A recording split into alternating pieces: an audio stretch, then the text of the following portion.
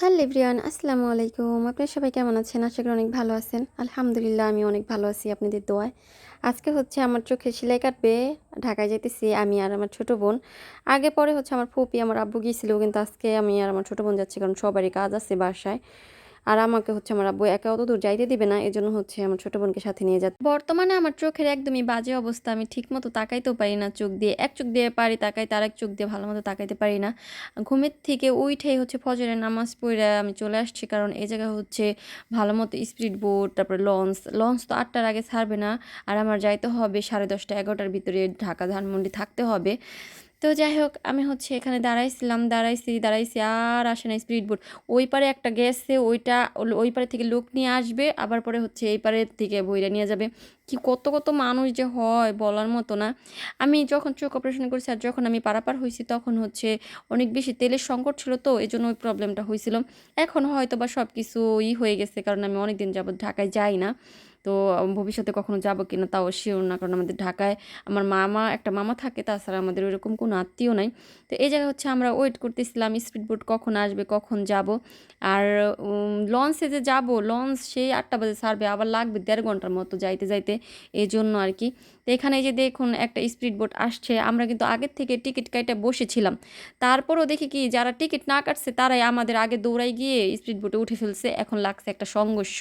মানে আমি বারবার বলতেছিলাম, দেখেন আমাদের কাছে টিকিট আছে, অন্তত আমাদের তো আগে যাইতে দেন। আমাদের তারাই, যেমন ছোটো বোন দেখুন টিকিট দেখাইতেছে, কিন্তু যাদের টিকিট নাই, যে ছেলে মানুষ টিকিট নাই, তারপরেও চলে গেছে।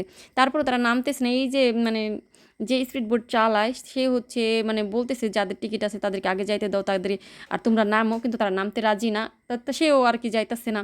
পরে এরকমভাবে অনেকক্ষণ বসেছিলাম, তারপরও আবার প্রায় 40 মিনিটের মতো বসেছিলাম। এটা আবার ওই পারে গেছে, ওই পারে থেকে আবার লোক নিয়ে আসছে। পরে আমরা এই যে যাইতেছি, দেখুন একদম সকালবেলা, এখন কিন্তু প্রায় 7:30 কি 7টা এরকম বাজে আর কি। তা আমরা হচ্ছে 10:30টার মতো, 10:30 সাড়ে 10টার মধ্যে আর কি ঢাকায় চলে আসছি, একদম হসপিটাল পৌঁছায় গেছি। আর আমার এই যে মুখে যে স্টিকারটা দেখতে পারতেছেন, এটা হচ্ছে আমার চোখ মানে অপারেশন করা, তো এই অপারেশন করার মানে কাটছে, উপরে হচ্ছে 3টা সিলি দিছে, নিচে একটা সিলি দিছে। চোখটা হচ্ছে মানে বন্ধ করা যায় না, এই জন্য ওইটার সাথে সুতা দিয়ে দিছে, চোখের সাথে সেলাই কইরা ওই। আর ওই কস্টিপটা হচ্ছে আমি যখন ঘুমাবো তখন ডাক্তারে বলছে যাতে একদম কস্টিপটা না কপালের দিকে লাগায় রাখি, চোখটা যাতে বন্ধ হয়ে থাকে। কারণ চোখটা খুইলা থাকলে পরে হবে কি, যে চোখের মাসির হয়তো বা ক্ষতি হইতে পারে, কোনো পোকা টোকা যায় বসতে পারে, এই জন্য। আর এটা হচ্ছে বাংলাদেশ আই হসপিটাল, চক্ষু হাসপাতাল, একদম বাংলাদেশের মধ্যে 1 নম্বর একটা হসপিটাল, কিন্তু এখানে ব্যয়বহুল টাকা লাগে। ওই যে দেখুন আমি গুটি গুটি পায়ে যাচ্ছি সেলাই খোলার জন্য। তো আপনারা সবাই আমার জন্য দোয়া করবেন, আমি যেন তাড়াতাড়ি সুস্থ হয়ে যাই। আর আমার ছোট বোন হচ্ছে বাইরে ওয়েট করতেছিল। আর আমার ছোট বোন হচ্ছে অনেক বেশি নার্ভাস ছিল আমাকে নিয়ে, কিন্তু আমি অনেক বেশি স্ট্রং সব দিক থেকে, মেন্টালি এবং হচ্ছে শারীরিকভাবেও অনেক বেশি স্ট্রং। আমার ওরকমভাবে ইনশাআল্লাহ আল্লাহ না করলে কিছু হবে না। তো এই যে দেখুন আমি সেলাই টেলাই খুলে একা একাই হচ্ছে টপ টপ টপ টপ করে হসপিটাল থেকে বের হয়ে যাচ্ছি। আর আমার অনেক বেশি ইচ্ছা করতেছিল যে একটু চটপটি ফুচকা খাবো। হসপিটাল থেকে বের হয়ে দেখি হসপিটালের সামনে হচ্ছে একটা ঝালমুড়ি ফুচকার দোকান। তো আমার বোন হচ্ছে আবার হসপিটালে একটু ছবিও তুললো এমনি আপনাদেরকে দেখানোর জন্য। তা আমি সোজা হচ্ছে ভন ভন করে সেই জায়গায় চলে যাচ্ছি। আর আমার বোন সবসময় আমাকে বলে কি, আপত্তি এত খাই খাই করসকে, যেখানে যা দেহ তাহলে খালি মানুষ অসুস্থ থাকোস আর সুস্থ থাকোস, খাইতে থাকোস। যাই হোক, ওই যে লোকটা আমাকে ডাক দিল, ওনারা হচ্ছে এই হসপিটালে কিছু কিছু দালাল আছে বুঝছেন, আপনি ডাইরেক্ট কাউন্টারে গিয়ে কথা বলবেন, কিন্তু তারা কেন যে ডাকাডাকি করে বুঝি না। তারপরেও যাই হোক, ওনার কথা বাদই দিলাম। তাই আমি হচ্ছে এখানে চোখের সিলিকাইটা আসছি মাত্রই, আমাকে বলছে বেশি যাতে আমি নিচের দিকে না ঝুঁকি, তারপর হচ্ছে ভারী কোনো কাজ না করি 2-3 মাস। কিন্তু আমি বাড়িতে এসে বন বন করে যত যত কাজ করছি বলার মতো না। তো জায়গা থেকে চটপটি ফুচকা খেয়ে হচ্ছে আমরা এখন বাসায় চলে যাচ্ছি। আজকে আমার হসপিটালে তেমন কোনোই কাজ ছিল না, শুধু আমার সেলাইটা কাটছে। আর আমার আগের থেকেই হচ্ছে ভিজিট করা কি মানে সিরিয়াল দেওয়া ছিল। যাই হোক, এখানে হচ্ছে ঢাকার থেকে ফরিদপুর আসতে গেলে পরে নদী পারাপার করতে হয় গোপালপুর কার্তিকপুর দিয়ে। আর এই নদীটা পার হওয়ার সময় এত বেশি ভাল লাগে। এখন হচ্ছে নদী একদম ভরা, কারণ বর্ষার মৌসুম। যখন আমি আরও 2 মাস আগে চোখ অপারেশন করছিলাম, আমার কয়েকদিন পর পরেই যাইতে হইতো, তখন হচ্ছে একদম শান্ত ছিল, বেশি একটা পানিও ছিল না তেমন। এই যে দেখুন নদীটা কত শান্ত, নদী না সরি পদ্মা, এটা কত শান্ত। আর হচ্ছে এই লঞ্চে না তেমন একটা মানুষও হয় না। আমি সবসময় যখন আমার অনেক তাড়াহুড়া হয় তখন আমি স্পিড বোটে যাওয়া আসা করি। আর হচ্ছে যখন দেখি যে না এখনও অনেক সময় আছে, বাড়িতে সুন্দর মতো যায়া সারতে পারবো, তখন হচ্ছে এরকম লঞ্চে যাই, বইসা বইসা গল্প করতে করতে অনেক বেশি ভালো লাগে।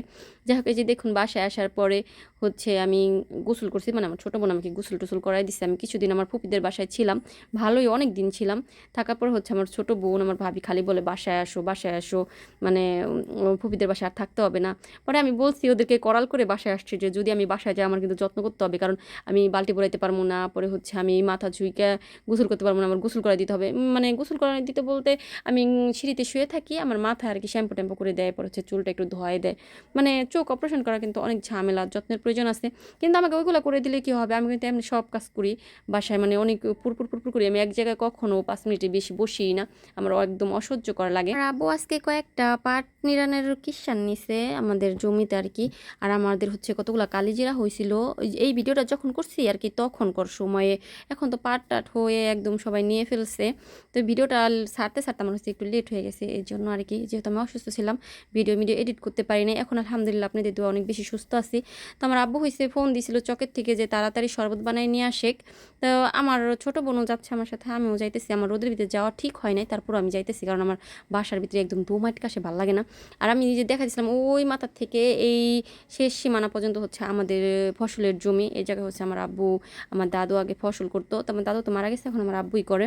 ওই সাইডেও আরও অনেকখানি জমি আছে ফসলের জমি, ওই জায়গায় হচ্ছে আমার দাদি আর আমার ফুপি কালিজিরা নিতেছে। তখনকার সময় আর কি কালিজিরা হয়েছিল আমাদের অনেকগুলাই, অনেক জায়গার থেকে নেওয়া হয়েছে, আর ওইগুলো ওটুকুই ছিল। আর এই যে দেখুন আমাদের বাড়ির সাইডের পুরা চকটা এত বেশি সুন্দর, বিকেল দিকে আসলে পরে অনেক বেশি ভালো লাগে।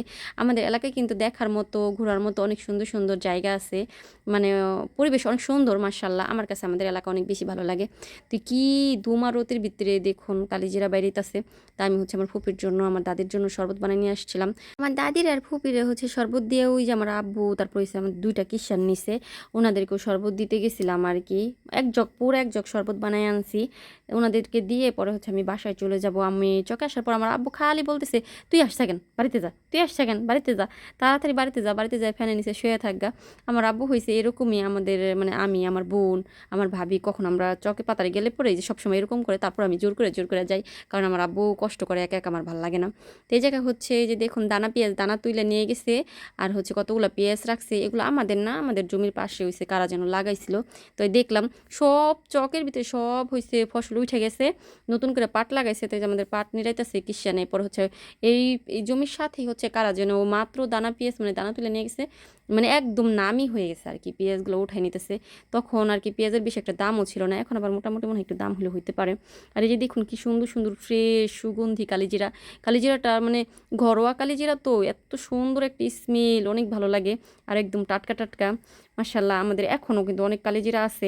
বেশি রোদ ছিল সেই দিন বলার মতো না। তা আমি হচ্ছে এমনি চোখ অপারেশন করা, আবার একটু জানা ভাবলাম যে দাদিরে হচ্ছে একটু হেল্প করি, কিন্তু আমার ফুপ অনেক বেশি রাগারাগি করতেছিল যে তোর এই শরীর নিয়ে হচ্ছে কালিজিরাই করা লাগবে না, ধুলা টুলা যাইব চোখের ভিতরে, কিন্তু আমার নিকনিক না করলে ভাল লাগে না। যাই হোক, আমি হচ্ছে যে আমার আব্বু খেত নিরাইতেছিল ওই যে কিষানদের সাথে, তো আমি কাঁচি নিয়ে আসলাম, কাঁচি না পাচন, পরে জগ হচ্ছে মগ, শরবত টরবত খায় আমি আর আমার বোন হচ্ছে চলে যাচ্ছি, তাই আমাদের ঘামায় চুমায় অস্থির করে দিছে। আজকের ব্লগটা এ পর্যন্তই, দেখা হবে নেক্সট ব্লগে। সে পর্যন্ত ভালো থাকবেন, সুস্থ থাকবেন। Thank you for watching video. ইনশাআল্লাহ এখন থেকে চেষ্টা করব আমি যেই পরিবেশে থাকি গ্রাম অঞ্চলের ভিডিও আপনাদের সাথে শেয়ার করতে। আল্লাহ হাফেজ সবাইকে।